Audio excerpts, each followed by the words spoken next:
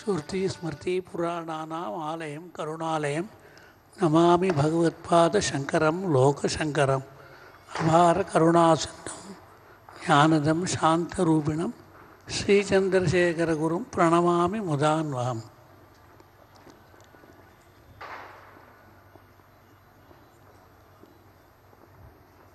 మా గురువుగారు దింటివనం స్కూల్లో చదువుతూ ఉన్నారు. అప్పుడు షేక్స్పియర్ నాటకంలో ఫస్ట్ ప్రైజ్ వచ్చేసింది ఆయనకి. ఆ బొమ్మ అంతా అలాగే పెట్టుకున్నాం. నీ పీఠానికి వస్తావా అని అడిగినారు. వస్తాను, తల్లిదండ్రుల దగ్గర అడిగేసి వస్తానన్నారు. సరే ఆయన వచ్చే లోపల ఆయనకి మరణం అయిపోయింది. ఆయన శిష్యుడు పెట్టాడు, ఆయన చనిపోయినాడు 8 రోజులు. ఆయన పుట్టిన సంవత్సరం జయ సంవత్సరం. అందువల్ల జయేంద్ర సరస్వతి నాకు పేరు పెట్టేసినారు.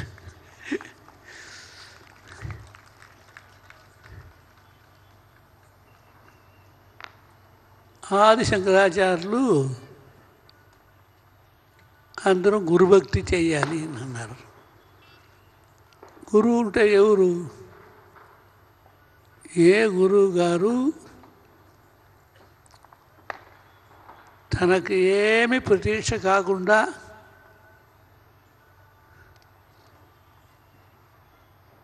జనాని కోసమే పాటుపడ్డారో ఆయనే రావాలి అన్నారు.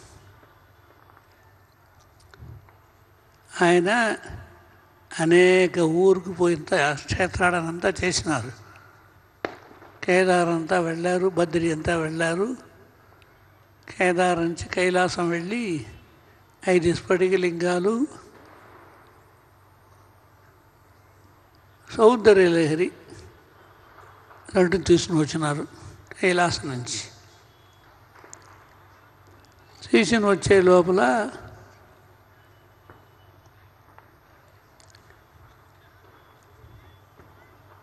యోగలింగాన్ని కేదార్లో పెట్టారు.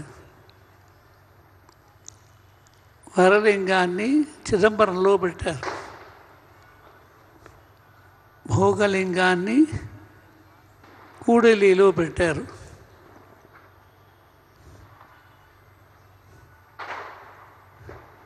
యోగలింగాన్ని తన పూజకి తానే పెట్టుకున్నారు.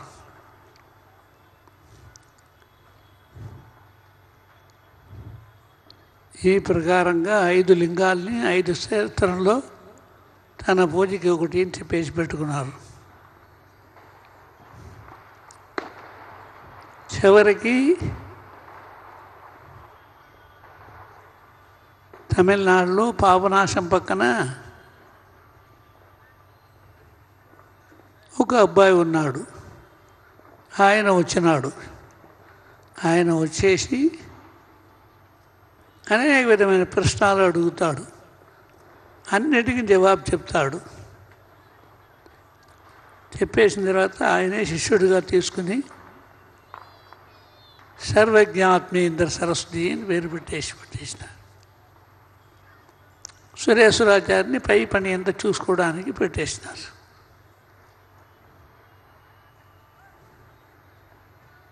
కంచిలోనే సమాధి పొంది ఆ పీఠమే కంచికామకోటి పీఠం అని చెప్పుకుని వస్తుంది. ఈనాడు వరకు వచ్చినాం.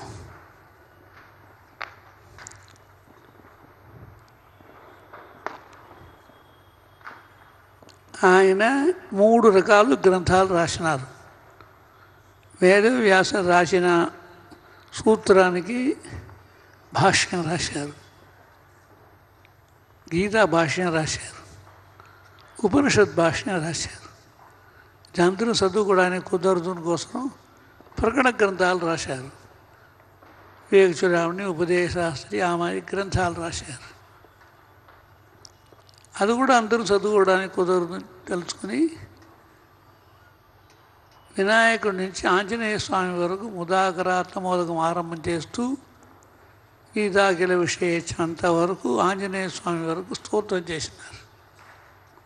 ఇట్లా 3 రకాల గ్రంథాలంతా రాసి చివరికి కంచిలోనే సమాధి పొందారు.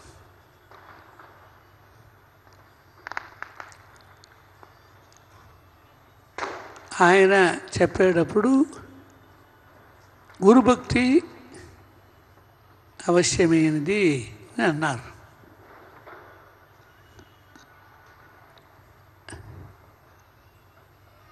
ఇక్కడ భక్తి టీవీ ఉన్నది. ఈయనే మెడ్రాస్ నుంచి తిరుచినాపల్లి వరకు పోయేదానికి రాకపోయేదానికి అంతా ఖర్చు అంతా భరించాడు. ఆయన ఆదిశంకరాచార్యులు గురుభక్తి చాలా అవసరము,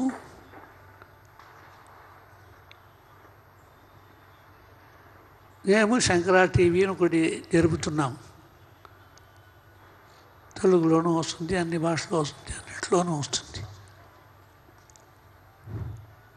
ఆయన చెప్పేటప్పుడు భక్తి చాలా అవసరము, ఈశ్వర భక్తి చాలా అవసరము కోసమే స్తోత్రాలు రాశారు. వినాయకుడి నుంచి ఆంజనేయ స్వామి వరకు అనేక స్తోత్రాలు రాశారు.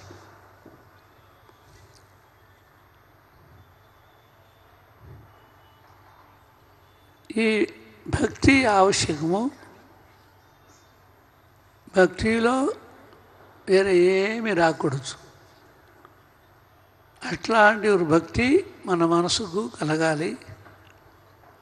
ఆ భక్తితో శుభ్రమైన భక్తి చేసి మన మనస్సు సమాధానం పట్టుకుని చైతన్యంతా పట్టుకుని ఈశ్వర సంబంధంగా భక్తి ఆచరించి మన పని అన్నీ చేయాలి. ఎంతవరకు ఈశ్వర భక్తి మనకు పెరుగుతుందో అంతవరకు మనకు అన్ని విశేషాలు మనకు వచ్చేస్తాయి. ఆ ప్రకారంగా భక్తికి ముఖ్యత్వం ఇవ్వాలి చెప్పబడినది. ఆ భక్తి ఎంతవరకు ఏమాత్రమైంది, ఎంతవరకు చేసేయాలి. భక్తి అంటే మనసు, బుద్ధి, శరీరము అంతా భక్తి విషయంలో కలవాలి, కలుసుకోవాలి. అదే ఈశ్వర భక్తికి అర్థం. వినాయకుడి నుంచి ఆంజనేయ స్వామి వరకు ఇన్ని రకాల భక్తి ఉంటే కూడా జ్ఞానం ద్వారావే మోక్షం అన్నారు. పరమార్థ తత్వజ్ఞానం ఎప్పుడు మనకు వస్తుందో అప్పుడే మనకు మోక్షం అన్నారు. తిరిగి పుట్టకుండా ఉండేది ఎప్పుడు ఉంటే, ఎప్పుడు మనకు అసాధ్యమైన భక్తి వచ్చేస్తుందో ఆ భక్తి ద్వారా జ్ఞానం వస్తుందో జ్ఞానం ద్వారా మోక్షం ఉన్నారు. అట్లాంటి విశేషాలన్నీ చెప్పించి భక్తిలో ముందర అందరూ వచ్చేయండి అన్నారు. ఈ ప్రకారముగా భక్తికి ముఖ్యత్వం ఇచ్చినారు.